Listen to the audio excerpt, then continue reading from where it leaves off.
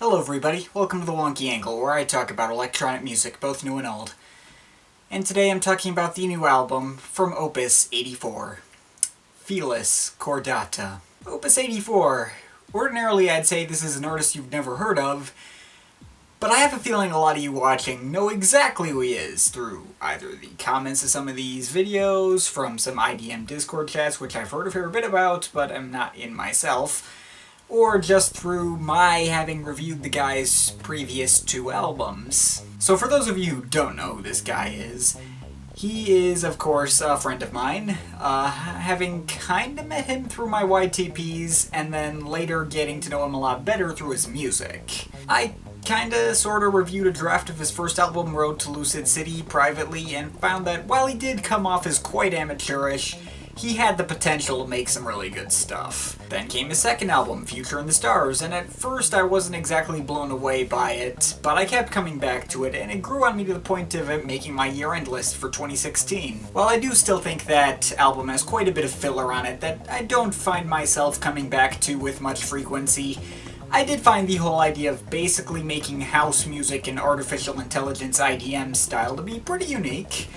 And I thought this guy was actually pretty darn good at coming up with melodies. I was a little less enthusiastic over his third album, Alpine, which, while a lot more professional sounding, was also super derivative, and he came off to me more as a tribute band for Outica and Monolake. I've really not returned to Alpine that much since reviewing it, to be honest, but I do still think there's some good stuff in there. But that's all 2016. What's Opus been up to in 2017? Well, at the beginning of this year, he made an appearance on my own album, Spiral Out of Control, having contributed a melody on the bridge section of the song Assignment 54X2A.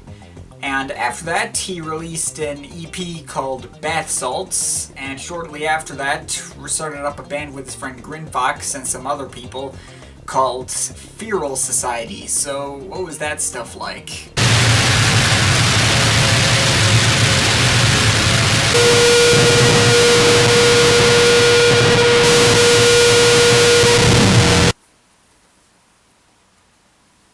Yeah.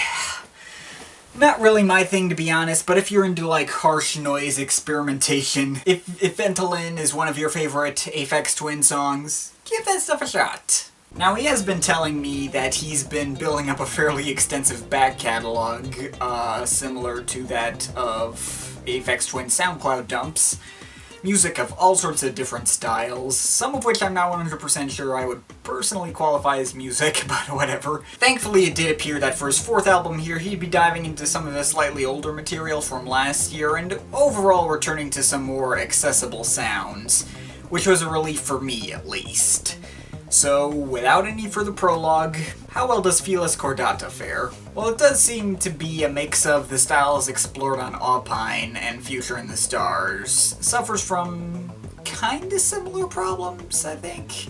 Like, the guy still wears obvious influences and still sounds totally in love with that early artificial intelligence era of IDM. But I think this is probably the guy's best work to date.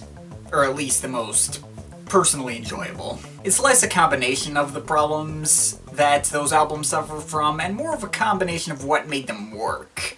There's no tracks on here that I think would benefit the album from being removed entirely, and he doesn't sound nearly as much like a tribute band to Outica and Monolake as he did previously. Again, still does show obvious influences, more derivative than Future in the Stars was, but not to the point of being distracting. So enough with that, let's go down track by track. I think this album does take a while to really get going. The first track, Metabolic Coextension, is cool, sets the tone for the album well, but kind of forgettable. And the second track, Lysosome Activity, sounds like Vaporwave, of all things. Not sure if this is sampled, it sounds like it's sampled, but Opus doesn't strike me as the kind of guy who, like, utilizes samples often, so I don't know. Could be original, could not be. I could go either way. Anyway, I think the point at which this album really starts to get going is Solanium, while still kind of focusing around some, like, smooth jazz electric piano sounds.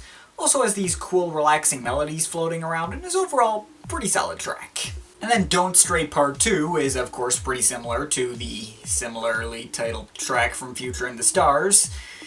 Quite dramatic and fast-paced, but still kind of accomplished with these old IDM-y synth tones, this time also with some pianos that add to the effect quite nicely. The next track, Telegrapher, I've got mixed feelings on. On one hand, it's one of the longest tracks on here, one of the most well fleshed out on here. Although there are some parts of this track, especially near the beginning, where, like, the audio kind of clips and becomes distorted. And it doesn't sound like this was on purpose either, like, it's supposed to be kind of a chill section of the song, and you could have just adjusted some track volumes, you probably could have gotten over this problem fairly easily. But, by the same token, I think this track also happens to pick up significantly in the back half, goes into some pretty spooky territory. I think there's enough cool stuff overall to merit a thumbs up on this track. Anyway, Welcome Home Autumn Foliage has some cool wind chime sounds that I'm kind of a sucker for. Got some other subtly creepy sounds going around as well, but this is a pretty nice track. Mantrilla Zelt does the usual artificial intelligence sound. Could have fit easily on, say, B12's Electrosoma. Not the most memorable for me, but I don't think it's straight skippable either. Pre-Xmas 1 MPT sounds like some kind of weird 80s tune or something. I assume from the suffix MPT that this track was created in Modplug Tracker.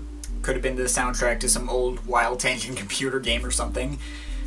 Nice one. Reconstructing the Genome Tree is another kind of like chill interlude sort of track. It has these synth melodies that almost kind of recall the ambient theme from the Wii menu or something, along with some vocoders that kind of recall, say, Boards of Canvas in the Beautiful Place Out in the Country. Speaking of Nintendo, the next track, Internet Settings, is actually a straight cover of the 3DS Internet Settings menu music. Surprisingly, it doesn't feel out of place at all either. Just some kind of cool, chill melodies floating around, and it's one of the more up-tempo tracks as well. After that, we get a long, straight ambient excursion entitled Here Are Some Thoughts, which is nothing new for the guy. He has tracks like Thed and The Tines from Alpine, or Positive Silu from Future in the Stars that kind of accomplish the same sort of artificial intelligence style, straight ambient track. But nice addition that I think adds to the variety of the album. And the next track, Atlantean Dreamtard Gigas, is some more spooky ambience, along with creepy reverb-covered voice samples. Not bad. Not a huge standout for me, though. Then the next track, Lbnz, Botswana, takes things back into a bit more rhythmic area, with repetitive synth effects and cool piano melodies as well, and fuzzy and almost distorted jazzy drum loops. Here the fuzziness at least sounds on purpose, but I digress. Good track here. Red 212 Pel is a more melodic and less harsh version of the PX Live mix that appeared on Alpine. Exactly the same glitchy percussion patterns, but with some synths that call over to the track v84 from Aphex Twin's Cyro. Again, not a huge standout for me personally, but pretty cool nonetheless. And then there's F.Uston Thetan 10. Now, I don't think this track may appear to stand out for most people, but this track actually appeared on like this Lost EP that Opus released, I downloaded, and then he later deleted for some reason, and the EP was called Bleedek 1. I've had this track on my iPod for quite some time now, and I'm quite familiar with the 85-92 influence melody. Not to mention, this was probably my favorite track from said EP, so this was a highlight before I even listened to the album in full. Glad he re-released even one track from that EP. I thought it was one of his most consistently enjoyable releases, but I think this album has a fairly similar vibe to that EP, so might end up replacing it. And then the final track, Non-Harmful and Operator, is another one that I kinda have mixed feelings on. On one hand, it feels like a reference to the Microzik track Ethereal Murmurings from his Bluff Limbo album. It's like a super long, ambient-ish track to close everything out.